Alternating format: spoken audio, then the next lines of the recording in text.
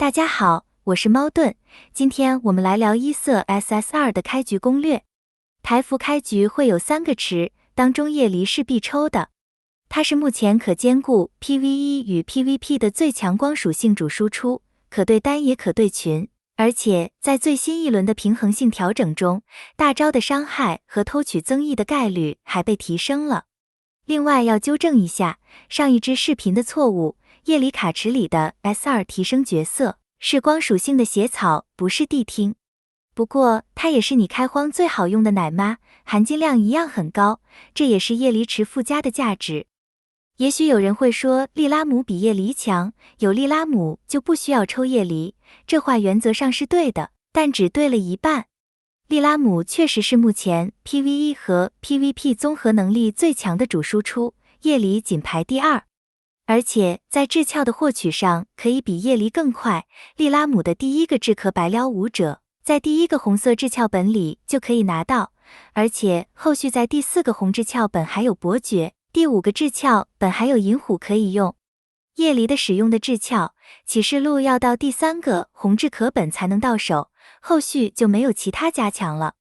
但利拉姆是个需要富养才会有强度的角色，夜离因为机制比较容易使用的关系，即使穷养强度也是高于利拉姆的。所以官方给的是夜离池，而不是利拉姆，是有它的原因的。夜离是下限高，利拉姆则是上限高。夜离是比利拉姆更好开荒的，而且池子还附送血草，抽了绝对不会亏。再来，夜离是暗属性，有群攻能力。利拉姆是光属性，只能对单，两者其实可以在不同的赛道上使用，并不冲突。一色的角色基本是不复刻的，错过了就很难在大池里捞。所以现在有夜离池就建议将它拿下，以免以后想要又拿不到。夜离的技能先115，再155，最后才555。主要是看你养的时机，如果你的暴击率足够，经常可以普攻连击，那就优先451，然后455，最后才555。第2位是暗属性的逆鳞，也是一个必抽的辅助。如果你抽完夜离后还有钻石，那就建议把它也拿下。逆鳞已经属于2代人物，在属性数值上明显都比1代的高。新区玩家在抽完2个暗池后，就可以把钻石存起来了。钻石只用来买体力刷装备，千万不要拿去抽普池，普池只用游戏送的券来抽就可以了。体力每天都要买满10次，只消耗用钻买的体力，不要用体力罐，体力罐要留着等双倍活动才用。台服开的比较晚，现在游戏已经正式进入 2.0 版本，所以花太多钻去抽1代的角色，意义并不大，钻还是留着等新版本出的人物会更好。逆鳞的主要能力是使敌方防御下降，攻击减少，还可以附加逆语，使受伤提升和速度下降，制衡能力非常全面。而且最重要的还是这个减益是常驻且不可驱散的，很方便用来触发靠减益数量来提升伤害的技能。逆鳞是克罗斯的上位，有了逆鳞就不太需要克罗斯了。反过来说，若你没有能力抽逆鳞，那么克罗斯就是最好的下位替代。逆鳞技能先115，再315，最后345。克罗斯不需要点技能也可以使用，是个相对平民的角色。第3个池是木属性的弗雷雅，它是国际服好用的开荒 SSR 之一，主要是可以净化减益、治疗、提升防御、增加行动进度、击退行动进度，使敌方受伤提升等等，几乎什么技能都有一点，可以在开局你的人物还少的时候，用来当功能角过渡用。虽然弗雷雅的功能很多，但是什么都只有一点，并不专。弗雷雅也是一个不需要点技能就可以使用的 SSR， 主要的功能还是用来提升防御和净化减益。如果你需要的是拉条、推条、治疗或增伤，那还是请专业的来吧。弗雷雅可抽，也可以不抽，不过前期有弗雷雅是真的方便。最接近的代替品是暗卡奇，它也同样可以增加防御和免疫减益。普通卷在初期可以有2种用法，一是抽弗雷雅，二是直接拿去抽普池。普池的好处是幸运的话也能出光暗。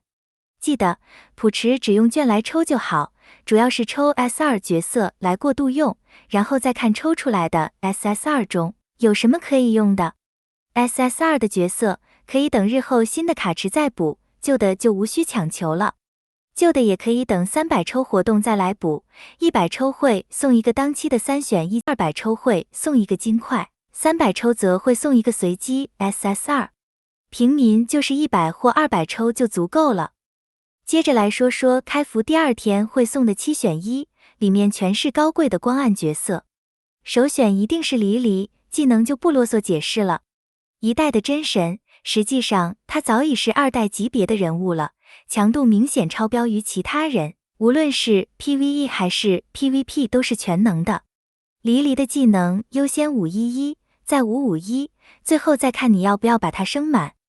如果已经有了黎黎，那么次选就是光属性的利拉姆了，这是前期唯一能快速获得它的方式。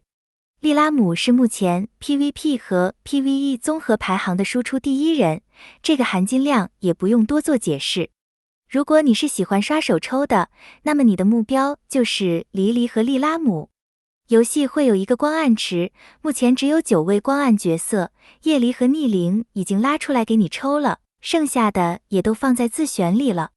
大佬想要利拉姆开局的，就去抽这个光暗池，只要抽到黎黎或利拉姆其中一个，自选就可以去选择另一个了。利拉姆技能先115，再515，最后555。剩下的几位就不是首选了，但我们也来说说他们的价值。第1位是光属性的弥瑟亚，是 PVP 最暴力的输出，70%的无视防御，让他经常有秒掉敌方全队的能力。不过，他也是一个要抚养才会有输出的角色，并不适合平民前期就去培养。弥瑟亚只适合 PVP， 在 PVE 上的能力并不出色，所以喜欢 PVP 的就可以养，不喜欢 PVP 的，不养也是完全没有问题的。倒不是说弥瑟亚在 PVE 就不能用了，只是它的机制在 PVE 上讨不到太大的好处，就只是完全的靠数值来暴力通关而已。PVE 还是交给夜离或利拉姆吧。暗属性的善雅是 PVE 肉队的主输出，也就是用针上来慢慢磨的队伍。肉队能在前期帮助你打通不少炼狱本，也是一种比较简单且无脑的通关方式，只要能扛得过就行了。但缺点是后期会有不少首领直接免疫减役或持续伤害，这时候善雅就无法使用了。暗善雅的必要性现在已经没有以前那么高了，台服在开局就可以抽夜离、送黎黎，所以在炼狱前也无需靠肉队来通关了。加上1周后的新卡池也会有新的火属性肉队主输出，所以暗雅的必要性又下降了不少。如果有抽到暗雅，就可以往肉队的方向去发展。S2 的奥波尔和方格斯，再加上一个奶妈，比如血草或火签名，和一个辅助，比如逆鳞，就可以在前期组成 PVE 肉队了。光属性的多奇也是一位偏向 PVP 的角色，他有净化，减少技能冷却时间，提升伤害和速度。多奇有着全游戏最强的净化能力，是所有控制的克星，而且它附带的所有效果都是不可驱散的。喜欢 PVP 的可以养，如果只为了 PVE 就不一定要养它。在 PVE 上多奇就只有在应对简易本的时候才会上场，比如炼狱沙朗就是一个最具代表性的简易本，其他场合就很少会用到了。但也不排除以后还会出现类似这种需要净化的副本出现，如果没有多奇，也可以用暗卡奇、弗雷亚这些有免疫的，和绫罗、木善灵、火多勒斯这些有净化的一起搭配使用。下周的新卡池也有一个功能和多奇类似的木属性辅助，如果只是用来打 PVE， 那抽新的就足够用了。光属性的淼淼也是一个比较偏向 PVP 的角色，喜欢 PVP 的可以考虑养，它是控制的选择之一。有冰冻，有禁疗，还有偷取行动进度和速度上升的能力。不过这次平衡调整，加强了不少控制型的角色，所以淼淼在 PVP 的处境也会变得很微妙。在 PVE 上，如果你真的没有其他控制，也可以用它。但是没有必要为了 PVE 去养它。S2 也有不少好用的控制的，详情可以参考 S2 那篇视频。最后一位是暗属性的海因里希，他算是比较偏向后期的 PVP 角色。他有暴击和暴伤提升、近疗和无法被附加增益的效果。这家伙是在 PVP 专门用来打肉队的 ，PVE 的部分则不是必要的。暴击和暴伤提升都有可代替的 S2，但无法附加减益的能力，好像真的只有他有。海因里希属于后期才练的功能型角色，不建议前期就去碰它。最后来说说开荒用的角色，不管你前期抽到什么 SSR， 输出都是先用炼和谛听。炼有成就任务，先完成命图1的所有任务拿完奖励，然后才利用开服的活动将它重置，把资源给你的 SSR 主输出。奶妈的部分，在拿到绫罗前，有手储的就用血草，不然就是初始奶妈多乐丝。有抽到火签名，就可以替换掉多乐丝。辅助位，里里稳占一个位置。最后一个就看关卡需要和你有什么角色吧。逆鳞、弗雷雅或其他好用的 S2 辅助或控制都可以。好了，今天的视频就先分享到这里，感谢大家的收看，我们下期再见。